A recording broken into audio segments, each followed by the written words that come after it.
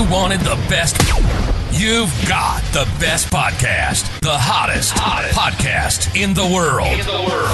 The Chris Voss Show, the preeminent podcast with guests so smart you may experience serious brain bleed. The CEOs, authors, thought leaders, visionaries, and motivators.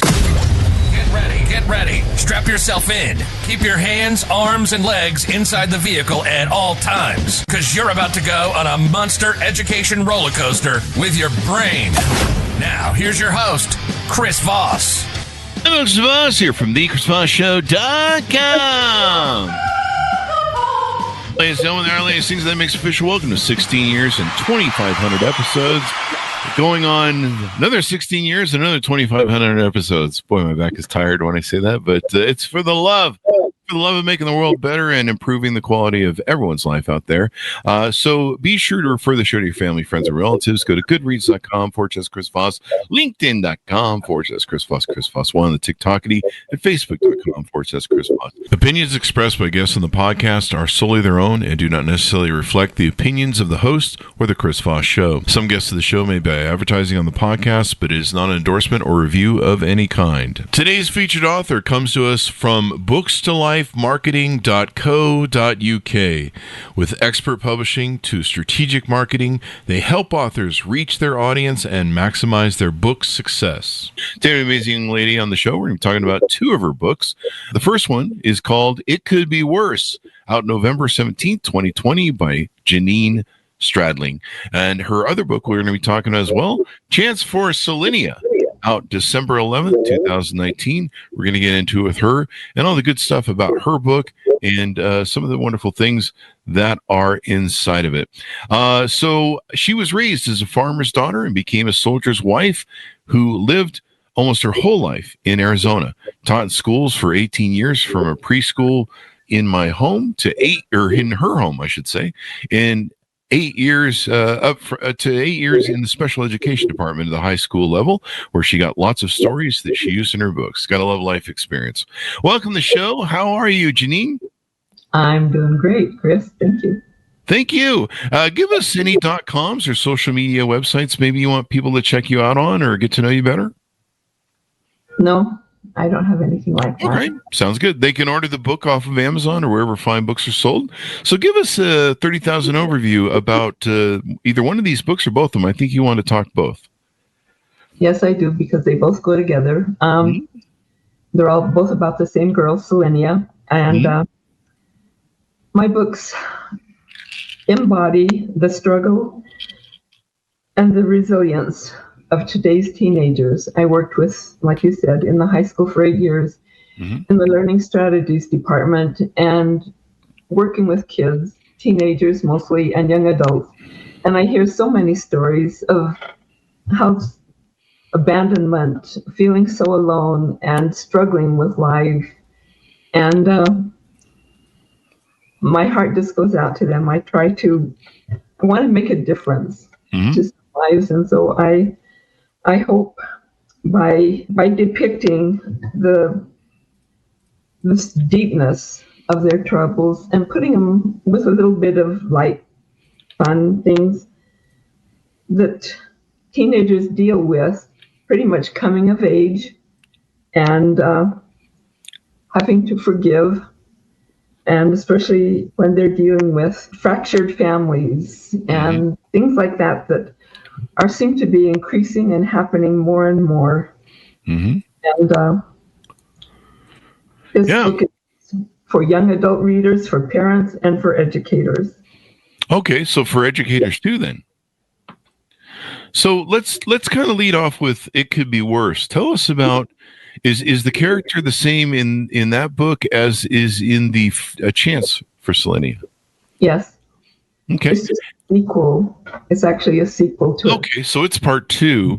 Let's lead off then with A Chance for Solinea, since that's book 1. Tell us about Solinea. Tell us about this character and what maybe kind of the setting is that she's going through.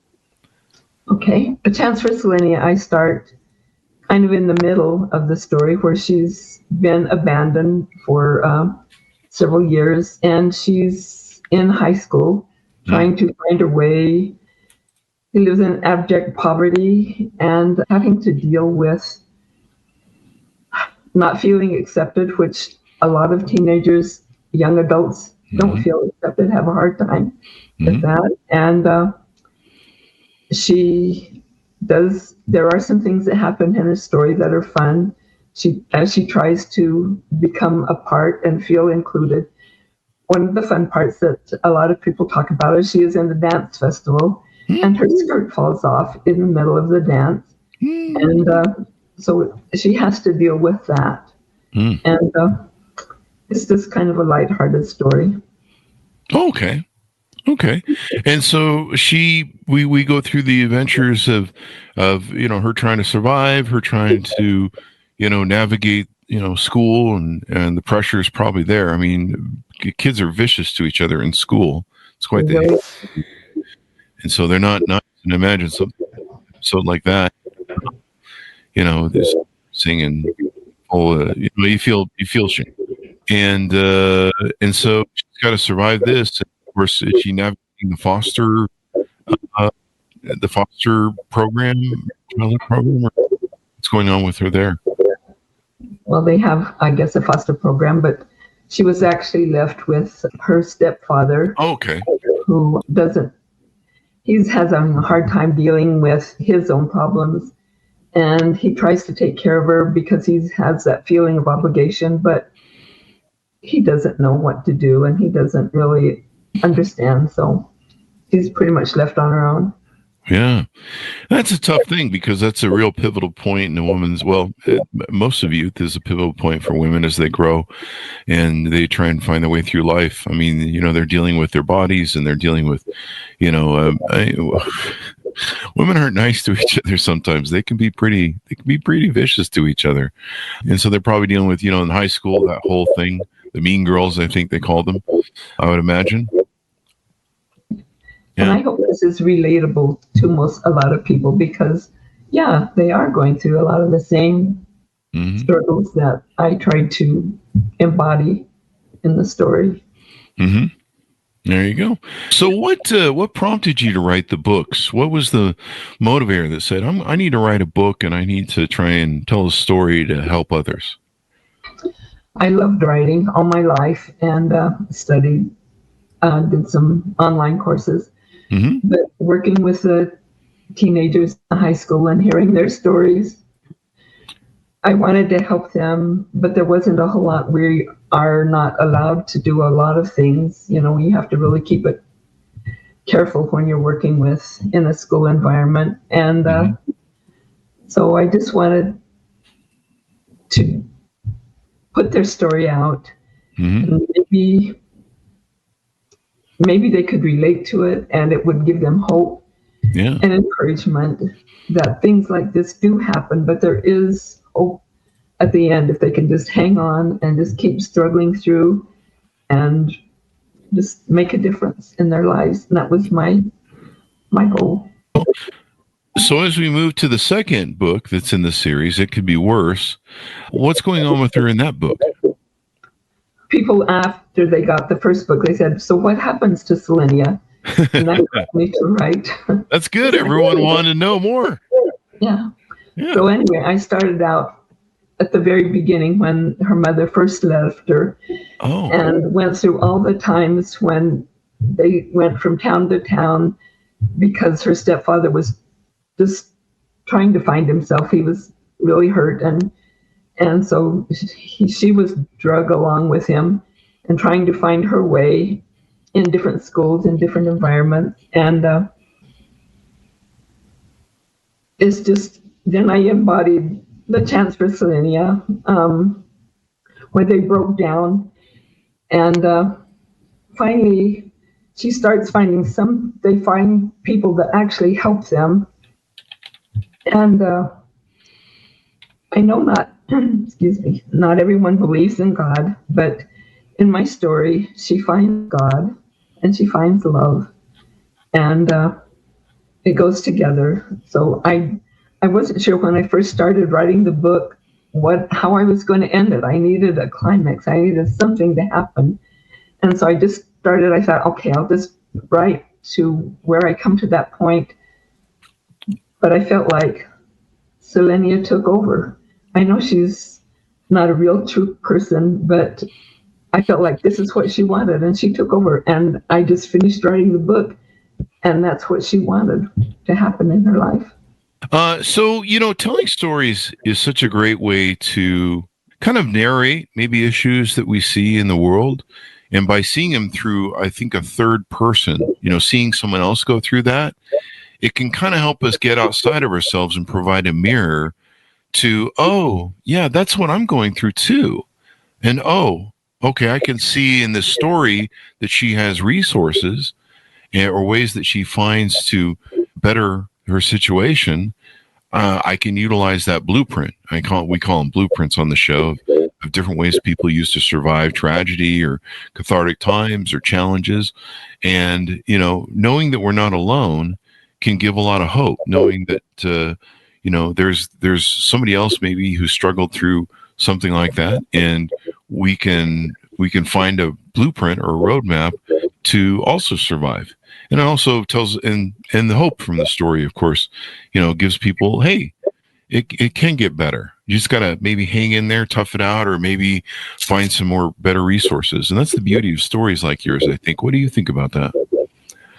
Well, this is true. And in the story, she keeps finding people that are really worse off than she is. And she realizes that there's a lot of stuff going on in the world and in people's lives, and she really doesn't have it as bad as some other people, and that's what I hope, that sometimes some people that are going through bad things can see this and say, my life really wasn't that bad. I'm not as bad off as she is, but I have hard things.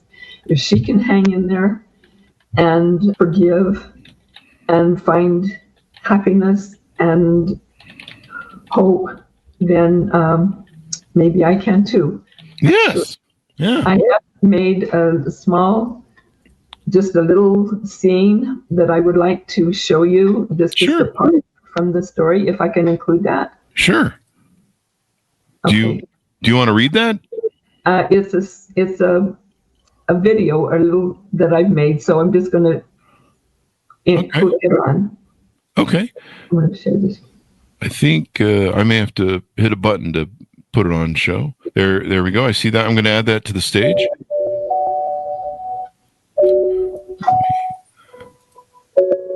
Merry Christmas, Megs.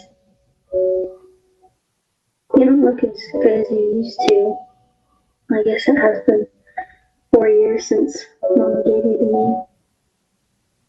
No. No, my sky. So sorry, Megs. Meg, you're the only one I have talked to. You're not even real. Mama, if only you were here. Probably wouldn't have made a difference to me anyway. Mom didn't love me, she wouldn't have left me. Nobody loves me. Not even you, Megs. You're not real. Not even Tom. Wow. That's powerful. That's moving. It's tough. I mean, it's a cold, hard world. And man, if you don't have some parents that love you and can engage you and be, provide love, and, kids grow off of that. So it's really important. What do you think what makes that scene so important?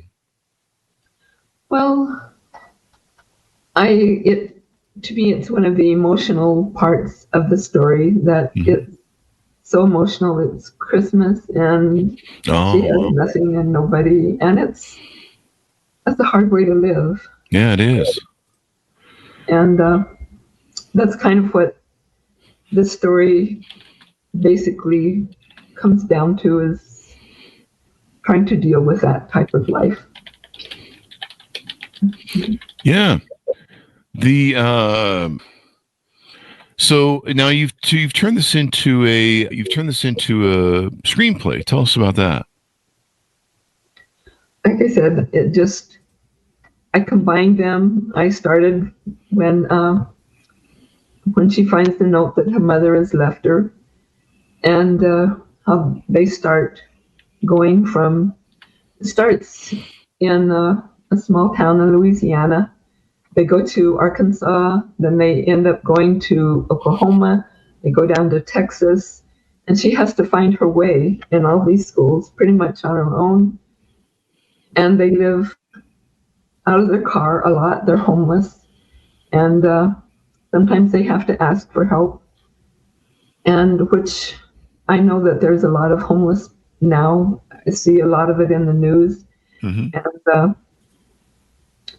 they decide that he wants to go to California, and they break down in a small town in Arizona, in Holbrook, and that's where people start, where things happen that actually come into their lives, and it feels so good for things to start going right instead of dealing with problems over and over and over again, which we do in our lives a lot. And I know this, but that's what happens. And then, like I said, the people that find her are very Christian and take care of her and help her find that God is there, God is listening, and the reason she is there is so that she can help her.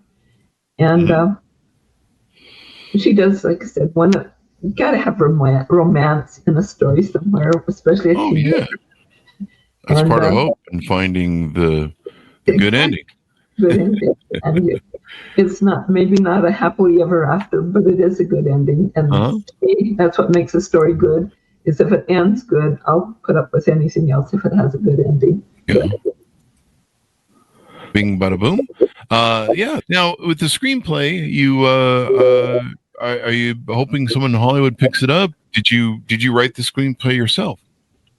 Exactly, I did, and I know it's not perfect, but I'm hoping that there is someone that can see the possibility, see my hope, see my desire to make a difference, and can understand and can take it, because yes, I wrote it myself, and can do something with it and make a production that will make a difference in people's lives and be able to help people to have hope and to find some peace and happiness in their lives.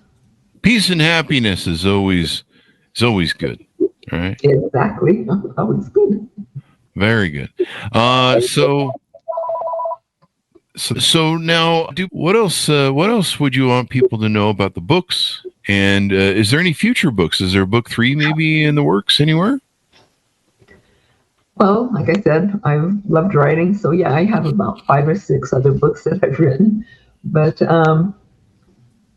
when I first started trying to publish books, they didn't have all these self-publishing companies and not so many scam publishers. And so most of them want a lot of money. I've spent over $15,000 in trying to have them published and promoted. And I just don't really have the money to keep doing that. Yeah. So I'm just hoping that there's someone that will see this podcast and be able to have a desire to take it and make it into a video that will be available to people. It seems like nowadays people don't read books as much as they used to. Videos are kind of the main way you can reach out and help other people and touch their lives. Yeah, most definitely. Most definitely. It's but we have a lot of people that still write and read books on the show. I think there's a segment of people that still really enjoy that sort of thing. So yeah. Anything more we want to cover while we have you on the show to talk about the books? Maybe just because I talk to people and they say, when I tell them I've had some books published, they say, oh, I've always wanted to publish a book or something like this. I've really been, and I always tell them, if you have a desire to, and you love writing, then you need to promote yourself. You need to develop your writing and do it. And but you got to have patience because there's a lot of people out there that are writing books, and so you have a lot of competition. If you develop your writing and you polish it and you do the best you can, you need to try to. I had written a lot of books and tried to publish them way back years ago before they had all this self-publishing, and I never got any bites. No one ever bought my stories, so I put them in a tote in the bottom of the closet, and they stood there for about 25 years. Oh, wow. And then I heard an advertisement on the radio said, "Have you written a book and would like to get it published?" And I felt like it was talking to me. Yeah. And I published a couple of books, and that's what I need. I would like people that want to write the stories that they should, but and you finally got around to it. Yeah, I got around to it. There you go. Well, that's good. It's a good, worthy effort, and you're making the world a better place. And hopefully, we can get these in the hands of young people that can help. Or, like you said, I think administrators could maybe give the books or share them with their classes and stuff. I hope so. So, as we go out, give people your final pitch out to order up your books and all that good stuff. Okay, like you said, they're available on Amazon and Barnes and Noble. And if someone needs to contact me, I have an email, justgenene@gmail.com. People can contact you there. Thank you very much, Jean, for coming on and sharing your stories and your books and your works and what you're trying to do. And hopefully we can get that taken to the big screen. I hope so, too. Thank you, Chris. Thank you. And thanks, Monis, for tuning in. Order up her books wherever fine books are sold. It's called Chance for Solinea, and also It Could Be Worse. And if you're interested in producing a screenplay, there's one available for you, and it sounds like an amazing story. Guys, invite your family, friends, and relatives to the show. Go to goodreads.com/Chris Voss, linkedin.com/Chris Voss, Chris Voss1 on the TikTokity, and all those crazy places on the internet. Be good to each other. Stay safe. We'll see you guys next time. And that should have us out.